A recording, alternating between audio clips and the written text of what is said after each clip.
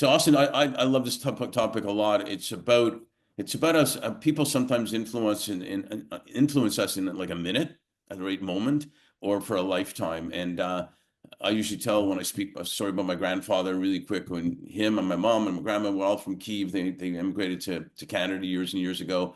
But he used to take me for walks in the park when I was like 5 in Montreal. And one day I asked him, I called him Zeta. I said, how do you know all these people?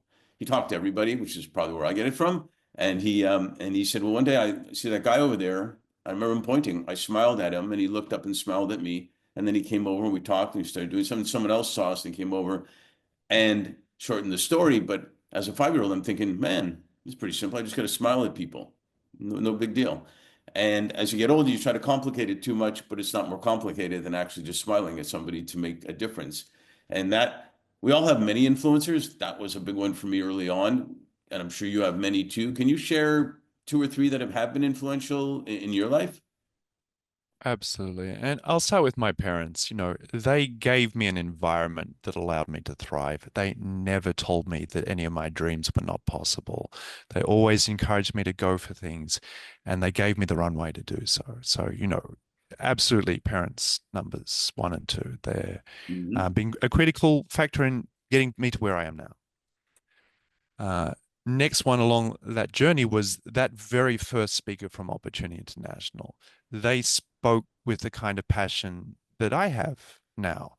And I don't remember their name. I remember vaguely what they look like, but the message, their commitment to making a difference, the fact that they stood there and spent their time to share that has been deeply impactful on me for decades since I heard that one talk. Hmm. From there've been many mentors in my life that have helped me grow, both from the philanthropy point of view, business point of view. In quantum, I'd like to call out a guy by the name of Robert Rausendorf. He taught me the core trade that I have then practiced for many, many years since there, spent 6 months with me. So he was a very significant influence on my ability to participate in quantum computing. So, call out to Robert there. And then within Opportunity International, there's Atul Tandon. So he's the current CEO. He brought the business model of, instead of lending out donations, right, which is one way of doing things, Mhm. stop doing that and go and work with the local banks, right? And that is really transformative. It turns a charity with limited resources to lend into something where there's effectively unlimited resources to lend, because you're now working with the banks. They have the resources to lend. So that I would call out as someone who's been very transformative with OI and really making it possible to imagine that this is something that becomes self-sustaining, is not something that requires support forever. That yeah, Uh, that's awesome. I'm sure you can list a bunch. One thing I always get from this is yeah, that we're all influencing people, whether we know it or not. And it's yeah. actually a choice. Do we be positive and help people and give them a hand up, Mhm. as you say, or the alternative, which really sucks, the alternative. Yeah. And people need it. Just that smile alone can start it. So Yeah. thanks for sharing all that. Yeah. Yeah. Pleasure. Yeah. A little bit of encouragement. It can be something really small.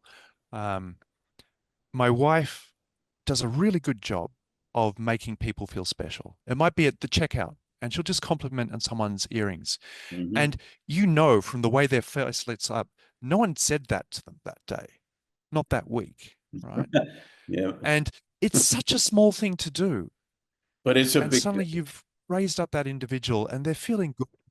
It's a big thing, you know? Yeah, Malcolm Come Gladwell said, Christmas time, I'm sorry to interrupt, but yeah, Malcolm Gladwell said, you don't need to go far to get a story. And he actually said, no, ask the cashier at the pharmacy how's she doing? What's her story? yeah, And she's got a good one too. So kudos to your wife yeah, and everybody else. And thanks for yeah. sharing all that.